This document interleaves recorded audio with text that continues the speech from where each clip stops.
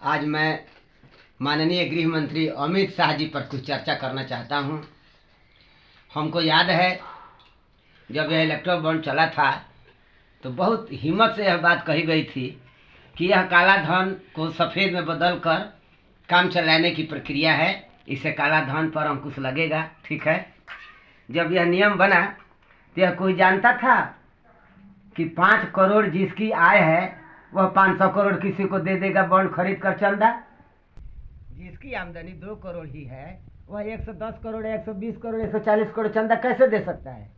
इसका अर्थ है कि उसको किसी ने दिया है कि तुम इस पैसे से खरीद कर हमको दे देना। तो आखिर तो यह घोटाला ही हुआ।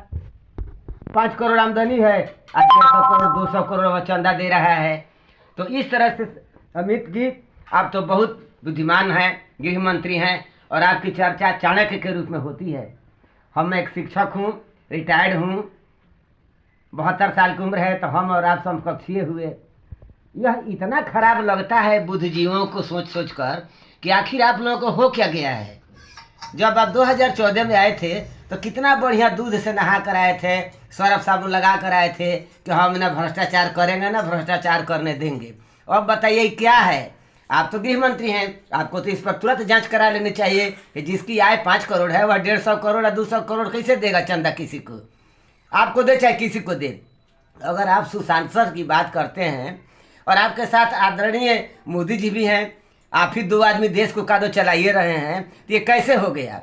आप तो जो कहते हैं उसको आप पालन भी नहीं करते हैं। हमको याद है नीतीश जी की ओर हम चलते हैं कि जब नीतीश जी आपके पास से निकल कर 2 बार गए तो दूसर की बार में पानी पी कर आपको गाली देते थे और उस गाली के जवाब में आपने कहा था कि नीतीश कुमार के लिए एनडीए का दरवाजा पूरी तरह से बंद हो गया है। याद है अमित जी?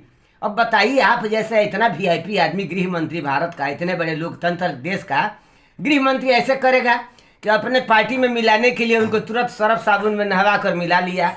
इसका क्या असर पड़ता है जनता में? आप लोग तो कर लेते हैं, आप लोगों को बुझाता है कि पब्लिक महामूर्ख है, वो भुला जाएगी 2 साल 3 साल में, लेकिन जब काल चक्र घूमता है तो यही आप लोगों के द्वारा की गई बातें पब्लिक नोट करके रखती है, अब मौका पर जवाब देती है। अब इलेक्टेड बोर्ड की बात है। अब बताइए, सुप्रीम कोर्ट को आप मानते हैं कि एकदम सुप्रीम पावर है, वह सबका फैसला बढ़िया से करे, तो बढ़िया से फैसला करे, तो आप एसबीआई को नहीं कह सकते हैं कि जो सुप्रीम कोर्ट कहता है उसकी बात का पालन अक्षरशः करो।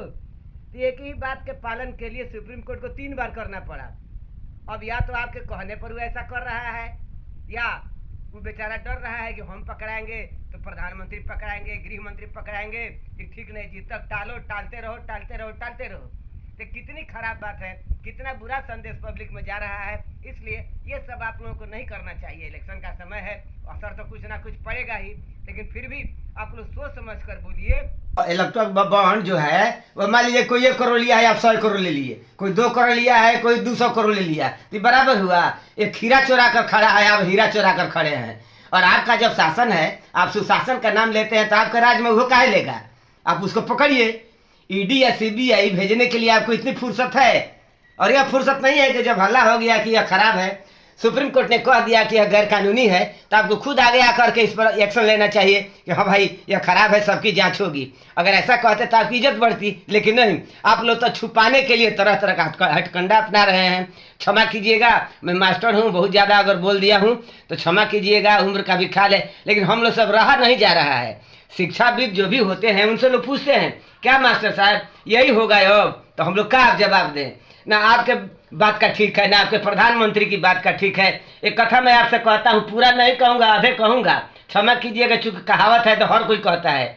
आपने सुना होगा, जिसकी बात का ठीक नहीं रहता उसके वाक्य पूरा करे कि छोड़ दें, छोड़िए देते हैं। शिक्षक है तो इतना गंदा यह कहावत है कि मैं कह नहीं सकता आपसे।